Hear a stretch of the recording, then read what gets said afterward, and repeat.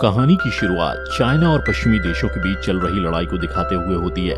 ये लड़ाई इतनी बढ़ जाती है कि इस लड़ाई में काम आने वाले रिसोर्सेज की कमी पड़ने लग गई थी। वहीं लंदन की सैनिक सुरक्षा की टीम अपने नए एक्सपेरिमेंट्स के लिए बचे हुए रिसोर्सेज का इस्तेमाल करने लगी थी। इन रिसोर्सेज का इस्तेमाल करके मिलिट्री की टीम एक ऐसा आर्टिफिशियल ब्रेन बनाना चाहती थी जो मरे हुए सोल्जर्स को ठीक करके दोबारा जिंदा कर सकता था।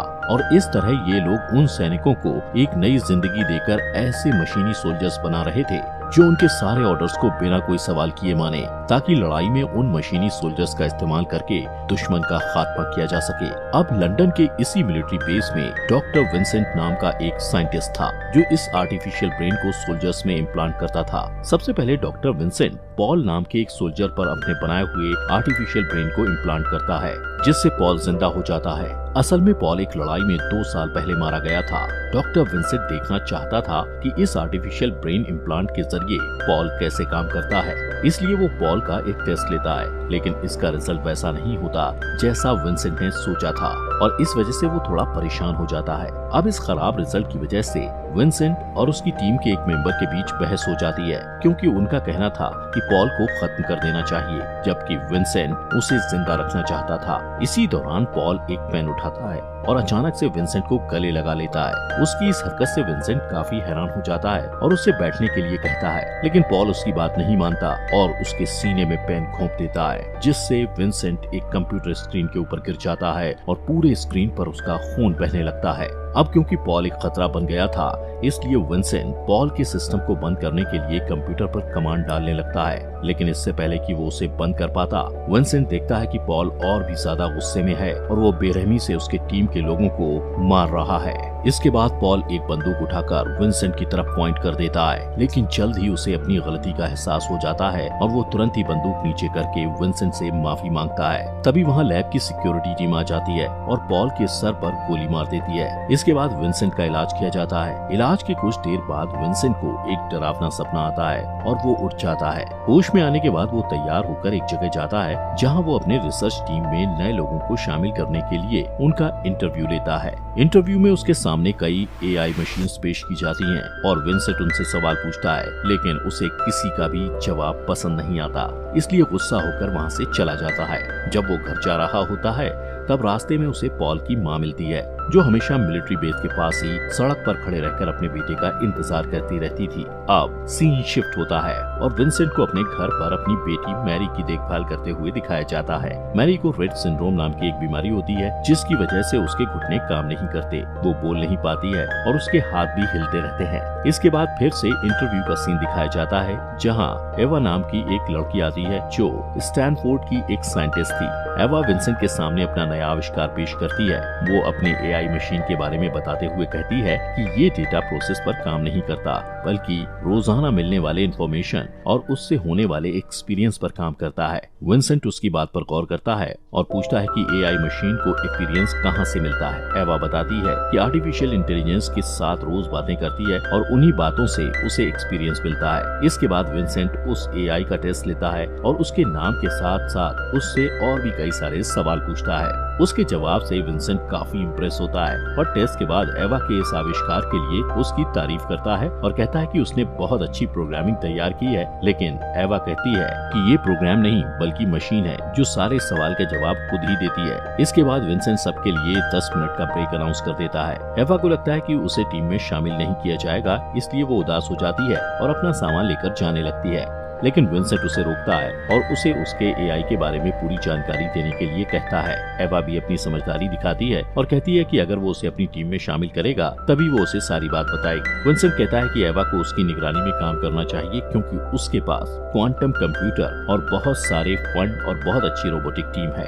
एवा को विंसेंट पर शक होने लगता है, इसलिए वो पूछती है कि उसका असली मकसद क्या है। विंसेंट कहता है कि सैनिक सुरक्षा विभाग ने उसके कई प्रोजेक्ट में उसका साथ दिया है और उसे लगता है कि एवा के इंटेलिजेंस का इस्तेमाल करके वो रिसर्च को आगे बढ़ा सकता है। एवा विंसेंट की बात मानने से इनकार कर देती है और कहती है कि वो नहीं चाहती कि उसकी इस मशीन का इस्तेमाल सरकार के लिए हथियार बनाने में किया जाए। लेकिन विंसेंट कहता है कि वो हथियार नहीं बल्कि इंटेलिजेंट मशीन बनाने का काम करता है। इसके बाद विंसेंट वहाँ से चला जाता है। सीन शिफ्ट होता है और एवा को ड्राइव करते हुए दिखाया जाता है, जो जॉब के लिए मिलिट्री बेस में जा रही थी। लेकिन रास्ते में ही उसे पॉल की माँ मिलती है, जो उसके कार का दरवाजा खोल के कहती है कि उसका बेटा मिलिट्री वालों के पास है। उसकी इस हरकत से एवा डर जाती है और कहती है कि उसे इस बारे में कुछ मालूम नहीं। जब पॉल की माँ अजीब सा बर्ताव करने लगती है तो कुछ पुलिस वाले आकर उसे जबरदस्ती कार से निकालते हैं। एवा को पॉल की माँ के साथ उनका ये बर्ताव अच्छा नहीं लगता, इसलिए वो भी कार से बाहर आती है और उन्हें रोकने की कोशिश करती है। एवा के ऐसे बर्ताव के लिए एक पुलिस ऑफिसर उसे तुरंत अरेस्ट कर लेता है। इसके बाद विंसेंट पुलिस स्टेशन आकर एवा की बेल कराता है। वो उसका मजाक उड़ाते हुए कहता है कि वो अपने काम के पहले दिन ही अरेस्ट हो गई।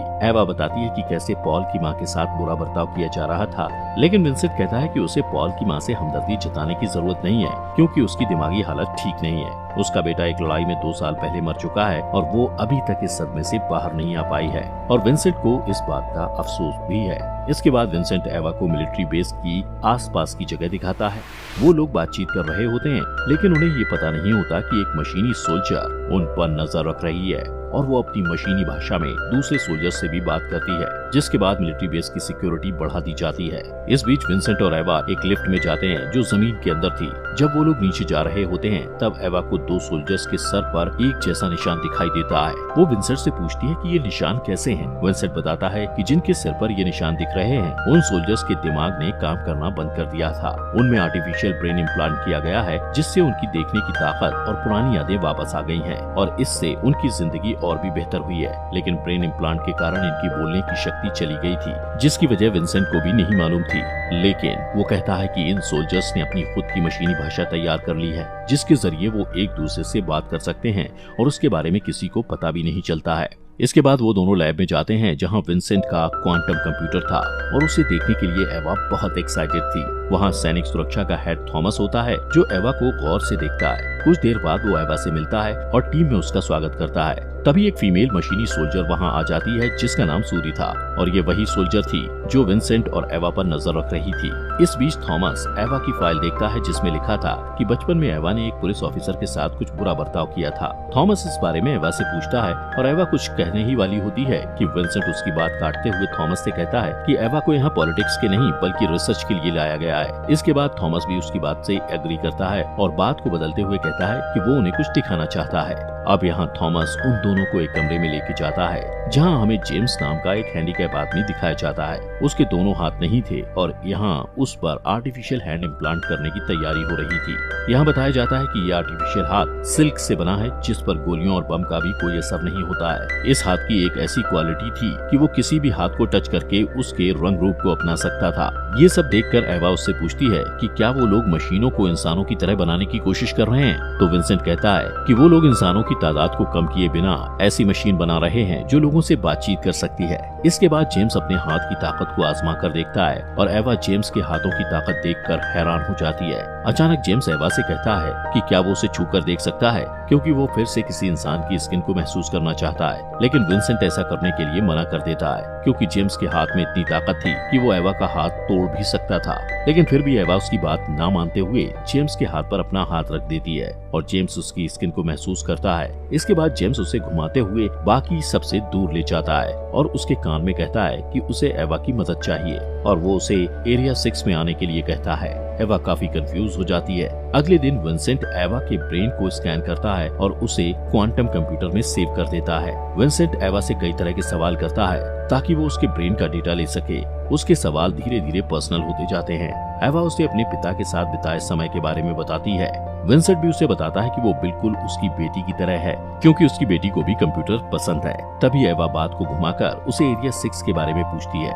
विंसेंट कहता है कि एरिया 6 में उन सोल्जर्स का इलाज किया जाता है जिनका ब्रेन डैमेज हो गया है, लेकिन एवा को लगता है कि वो कोई जेल है। विंसेंट कहता है कि वो इस बारे में उसे और कुछ नहीं बता सकता, क्योंकि उसे इस बारे में कुछ पता नहीं है। ये कहकर वो वहाँ से चला जाता है। अगले दिन एवा लैब जाते वक्त एरिया 6 की तरफ चली जाती है। वो सबसे छुपते हुए वहाँ पहुँच जाती है और एक कांच की खिड़की से देखती है कि एरिया 6 बिल्कुल जेल की ही तरह है, जिसे कई सारे गार्ड्स घेरे हुए हैं। यहाँ उसका शक यकीन में बदल जाता है। उसी वक्त कुछ मशीनी सोल्जर्स उसके पीछे आ जाते हैं और एवा बिना कुछ कहे वहाँ से चली जाती है, जैसे कुछ हुआ ही ना हो। इसके बाद वो लैब में आती है, जहाँ विंसेंट एवा के दिमाग को स्कैन करता है और इस बार एवा के इमोशन को चेहरे के एक्सप्रेशन की मदद से सेव किया जाता है। इस बीच विंसेंट पूछता है कि क्या वो लैब आते समय रास्ता भटक गई थी। एवा को समझ नहीं आता कि उसे क्या कहना चाहिए, इसलिए वो कहती है, हाँ मैं रास्ता भटक गई थी। लेकिन विंसेंट को पता था कि वो झूठ बोल रही है और उसकी इस हरकत से नाराज होकर वो कहता है कि एवा को अपने काम से काम रखना चाहिए और वहाँ इधर उधर घूमना नहीं चाहिए। दूसरी तरफ सूरी थॉम्पसन को एक सीसीटीवी फुटेज दिखाती है और बताती है कि एवा ने एरिया 6 के बारे में जानने के लिए कंप्यूटर को हैक किया था।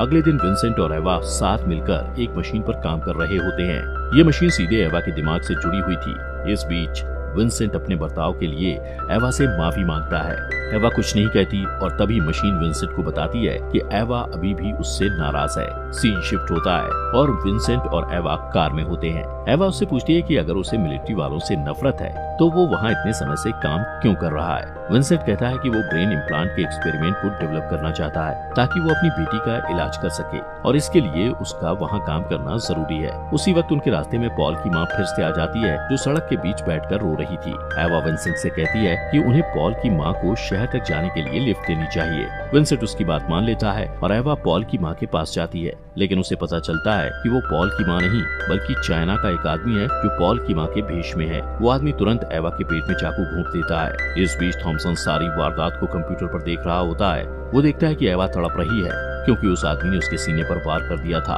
और वो एवा को मरने के लिए छोड़ देता है। अगले दिन थॉम्पसन विंसेंट के पास आता है और कहता है कि चाइना के लोग उनके रोबोटिक प्रोग्राम को हड़पना चाहते हैं और इसीलिए उन्होंने एवा की जान ली है। विंसेंट कहता है कि ऐसा नहीं है, क्योंकि अगर ऐसा होता तो वो लोग उसे भी जिंदा नहीं छोड़ते। थॉम्पसन कहता है कि उसकी किस्मत अच्छी थी इसलिए वो बच गया। विंसेंट एवा की मौत से काफी दुखी था, इसलिए वो फैसला करता है कि वो एवा के स्कैन किए गए चेहरे और दिमाग का इस्तेमाल करके उसकी बनाई हुई एआई मशीन को उसके जैसा ही बना देगा। वो इस पर काम करना शुरू कर देता है और प्रोसेस पूरा होने के बाद विंसेंट मशीन की रस्सियों को खोलने वाला होता है कि तभी वो मशीन उसका हाथ पकड़ लेती है और उससे सूंघकर उसकी तारीफ करती है। विंसेंट को समझ नहीं आता कि उसे क्या कहना चाहिए, इसलिए वो उसे शुक्रिया कहता है। मशीन कहती है कि अगर उसके अंदर इमोशंस नहीं होते तो विंसेंट का हाथ अब तक टूट चुका होता। इसके बाद मशीन का टेस्ट शुरू होता है और विंसेंट उससे सवाल पूछता है। विंसेंट जब मशीन से उसकी पहली याद के बारे में पूछता है तो मशीन उसे अपनी माँ की यादों के बारे में बताती है। विंसेंट पूछता है कि क्या उसे उसकी माँ का चेहरा याद है। तब मशीन खुद को मॉनिटर में देखती है और अपने चेहरे की तरफ इशारा करके बताती है कि उसकी माँ का चेहरा उससे मिलता है। इस टेस्ट से वो लोग काफी खुश होते हैं और इसके बाद वो लोग मशीन के इमोशन का टेस्ट करते हैं।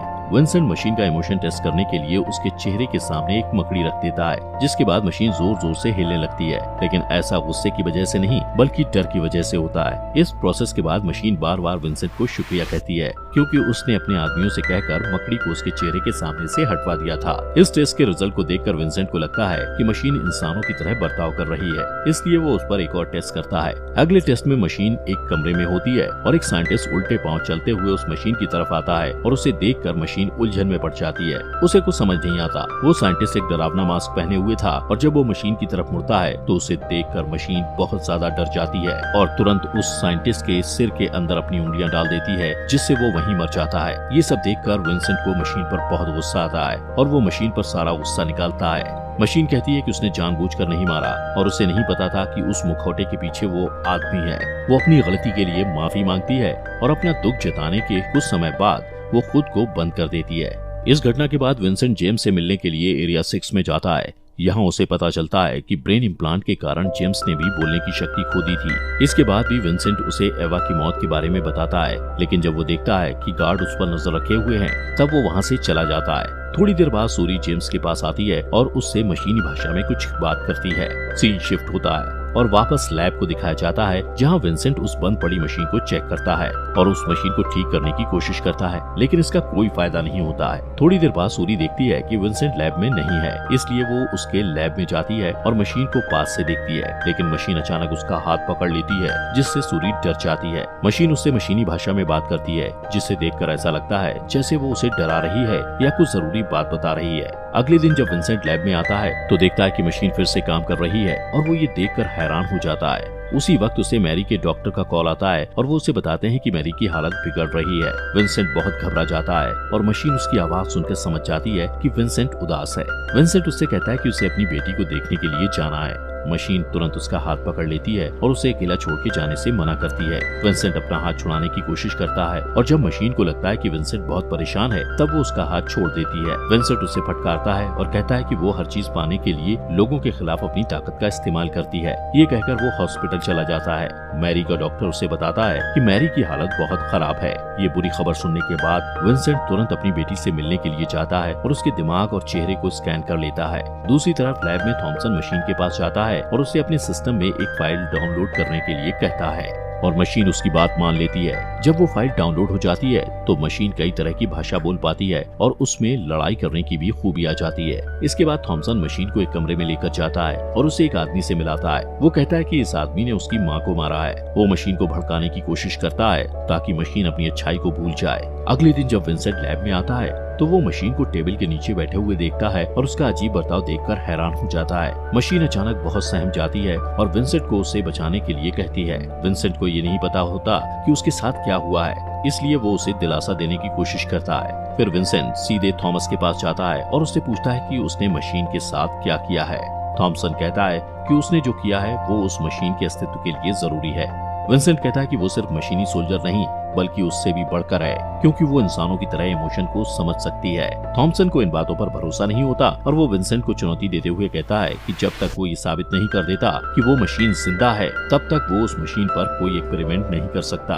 इसके बाद विंसेंट मशीन के पास जाता है और थॉमसन के साथ हुई सारी बातों के बारे में उसे बताता है। थॉमसन के असली इरादे के बारे में जानने के बाद मशीन कहती है कि वो सब कुछ करेगी जो उसके लिए जरूरी होगा। तभी मैरी के डॉक्टर का कॉल आता है और वो विंसेंट को बताते हैं कि मैरी का ऑपरेशन फेल हो गया और वो मर चुकी है। विंसेंट सदमे में चला जाता है और गहरी सोच में डूब जाता है। इस बीच मशीन अनजाने में उसके लिए अपने प्यार का इजहार करती है। सीन शिफ्ट होता है और विंसेंट अपनी बेटी का अंतिम संस्कार करता है। इस बीच मशीन लैब में ही रहकर मिलिट्री की ट्रेनिंग पूरी करती है। मैरी के अंतिम संस्कार के अगले दिन विंसेंट वापस लैब आता है। इतने वक्त तक मिलिट्री में ना होने की वजह से उसे ऐसा लगता है कि वो अपना उद्देश्य खो चुका है। वो कुछ ढूंढ रहा होता है लेकिन उसे वो चीज नहीं मिलती। तभी मशीन वहाँ आती है और विंसेंट को कहती है कि अगर वो खोई हुई चीज को पाना चाहता है तो उसे उस चीज को पास से देखना होगा। उसकी बात मानकर विंसेंट अपनी एक तस्वीर क्वांटम कंप्यूटर पर देखता है। जब वो उसे पास से देखता है तो वो उसे मिल जाता है जो वो ढूंढ रहा था। वो तुरंत थॉमसन के पास जाता है और उसे अपनी नई खोज के बारे में बताता है और कहता है कि मशीन के प्रोग्राम में ऐसा चिप है जो उन्हें सोचने समझने की ताकत दे रहा है। थॉमसन कहता है कि यही वो चीज है जिसकी उन्हें जरूरत थी,